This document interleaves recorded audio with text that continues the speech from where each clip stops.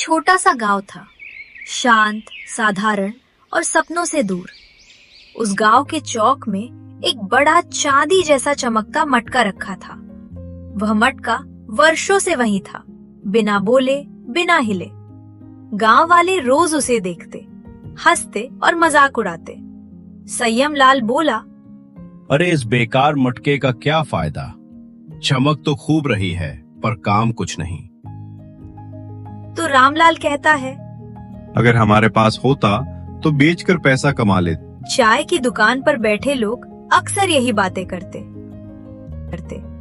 उसी गांव में रहता था रघुनाथ, एक मेहनती किसान। वह गरीब था लेकिन दिल का साफ। उसकी पत्नी गोमती और बेटी आर्या ही उसका संसार थी।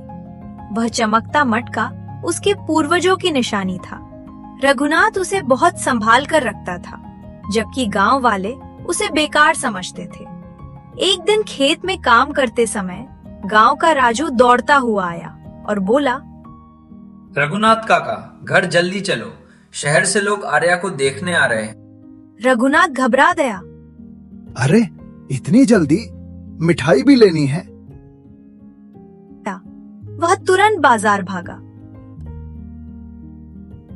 मिठाई की दुकान पर उसने कई चीजें ली, लेकिन जब बिल सुना तो माथा ठनका। भैया कुल 3,800 रुपए। रघुनाथ के पास इतने पैसे नहीं थे। तभी पास खड़ा रामलाल हंसकर बोला, काका, अपना वो चमकता मटका बेच दो, शायद कुछ पैसे मिल जाएं। दुकान में सब हंस पड़े। शर्मिंदा होकर रघुनाथ ने आधी मिठाई वापस कर दी और कम सामान लेकर घर चला गया। घर पहुंचकर गोमती बोली, इतनी कम मिठाई, मेहमान क्या सोचेंगे? तभी आर्या मुस्कुराकर बोली, माँ, हमें दिखावे से नहीं, इज्जत से जीना चाहिए। जो है उसी में स्वागत करेंगे। रघुनाथ की आंखें भर आईं।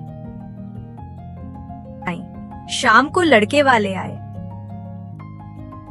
आर्या सबको पसंद आ गई, लेकिन बात करते करते लड़के के पिता बोले, हमारे बेटे की सरकारी नौकरी है, कम से कम 20 तोला सोना और जमीन तो देनी होगी। रघुनाथ के पैरों तले जमीन खिसक गई, फिर भी बोला, मुझे थोड़ा समय दीजिए। अगले दिन आर्या बोली, पापा, चलो आज मटका साफ करते हैं। दोनों ऊपर चढ़कर उसे साफ करने लगे। डूबते सूरज की रोशनी में मटका सोने जैसा चमक रहा था। आर्या बोली, पापा, मुझे लगता है हमारी किस्मत इसी से जुड़ी है। वादा करो इसे कभी नहीं बेचोगे। रघुनाथ मुस्कुराया। कुछ दिनों बाद गांव में एक सफेद गाड़ी आई। उसमें जिले की अधिकारी मीरा सिंह थी। उन्होंने पूछा, ये चमकता मटका किसका है? क्या तुम्हें पता है? रघुनाथ बोला, वादा मेरा है। जांच के बाद अधिकारी बोली, इस मटके की चांदी की कीमत अब 1 करोड़ रुपए है। सरकार इसे खरीदना चाहती है। रघुनाथ हैरान रह गया। घोषणा हुई, जो मालिक साबित करेगा वही पैसा पाएगा। अगले दिन कई लोग झूठे दावे करने पहुंच गए। रघुनाथ परेशान हो गया क्योंकि उसके पास कोई कागज नहीं था। आर्या बोली, पापा, पुराने समय में लोग चीजों पर अपना नाम उकेर देते थे। क्या पता मटके पर भी कुछ लिखा हो। अगले दिन अधिकारी और जांच टीम आई। काफी देर खोजने के बाद डूबते सूरज की रोशनी में मटके के नीचे छोटा सा नाम चमका, रघुवंशी परिवार। रघुनाथ की आंखों से खुशी के आंसू बह निकले। अधिकारी बोली, अब ये साबित हो गया, कल आकर पैसे ले जाना। लेकिन रघुनाथ बोला, साहब, ये मेरे पूर्वजों की निशानी है। इससे गांव की शोभा बढ़ती है।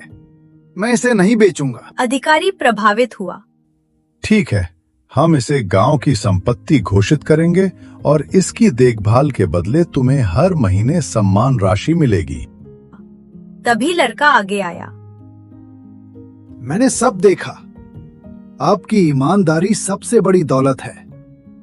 मैं आर्या से बिना किसी मांग के शादी करूंगा। दोनों परिवार खुशी से गले मिल गए।